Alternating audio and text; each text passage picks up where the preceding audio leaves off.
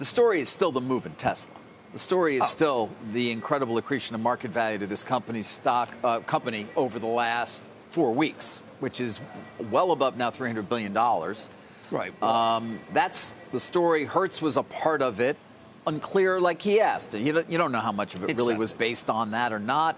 My guess is they will fulfill the contract. And he makes the same point he's made a number of times, which I agree with you. It's not a demand issue, it's a supply issue. Okay, so why are people selling it? Which I think, by the way, is a mistake to sell, because what's going to happen is retail. We're in a moment. It's up 52% in a month, maybe? Yeah, but I talked about this last night. There's a couple of stocks, NVIDIA, which is owned by my charitable trustee.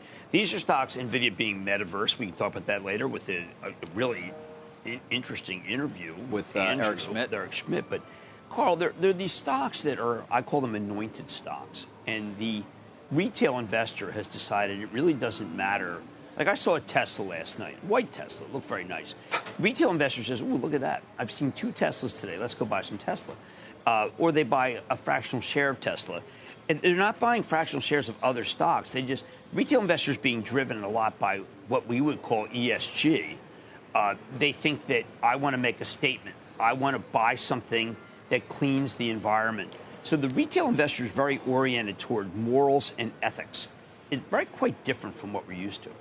That's exactly what Jonas said a few weeks ago, that there is a contributing influence where Tesla is seen by many as the main event akin to a full-stack sustainable ETF.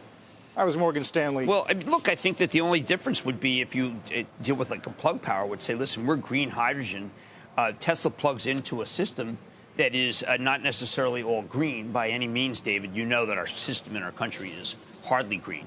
And when I was called a hologram by the fight that I had with Musk at dinner, David, was about the notion that if you plug into the regular utility system, I mean, it's a farce to think that, therefore, the skies are green. It has to be solar. But, of course, he's addressed that. He has. He's addressed a lot of things. He's addressed a lot. Tesla's an incredible story. We talk about it a lot because of that. And Musk is probably the most consequential business figure on the planet right now. I'm not going to disagree with that. Carl, you agree? I mean, most consequential person in business today. Yeah. I mean, I think it's hard not because of SpaceX. You know, if it was just Tesla, all right, maybe Bezos still, maybe you could, Zuckerberg and what he's doing. Oh man, that's scary. But we'll get there. But because Musk is also got he's the SpaceX driver and everything else. I mean, we talk about him a lot. You know what? He deserves it. This Hertz deal, whether they're buying him a retail or there should have been a coup. Honestly, who cares? Well, look, I mean, Rivian's going to come public, right? Rivian has 100,000 order, or 100,000 vehicle order from Amazon. Ford Motor owns $1.2 billion, and that's at a lower valuation.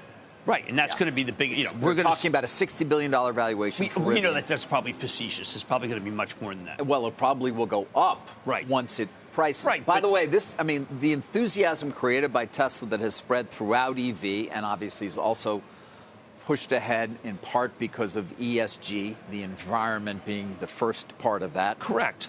Is very significant. We watched it happen over these last few years. Rivian in January was a $28 billion private market value, at least in its last round. Now it's coming into being public very soon at 60. By the way, these private market valuations have been incredibly important. They are stratospheric in many ways. There is some question as to how long they will continue, but they have been incredibly helpful to public market investors, a la the hedge funds we talk so often about, because, frankly, they have, as usual, not done a particularly good job with their public equity investing, but the marks they've taken on all privates, and, by the way, so many of them do privates, are incredibly significant, because you can get a multiple like this. Rivian is losing billions of dollars every year. Well, okay.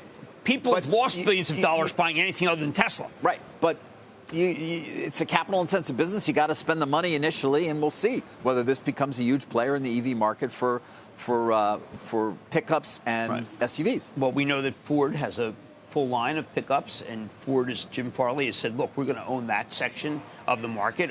People are waiting for Tesla's pickup. But I mean, David's right. What's happened is people want to be EV. Now, what's happened is, let's say you call in the lightning round of Mad Money. You say, look, I like QuantumScape, or I like ChargePoint. I mean, I just say, listen, just go buy Tesla.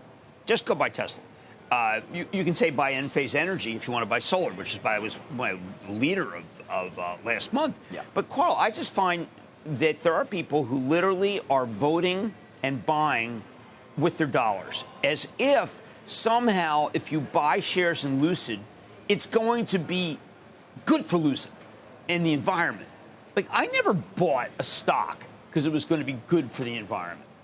Now it is front and central. MSCI, S&P, they're all rating it. Soon the SEC is going to rate it. It's not greenwash anymore. It's about what are you doing, carbon footprint, and people want to buy. When I got like GXO came on this, and it's a logistic company, said, we're going to be highly rated by MSCI. People care, and I think we have to. Older people have to start recognizing that younger people are less interested in EPS and more interested in green hydrogen. Hence the move in plug power.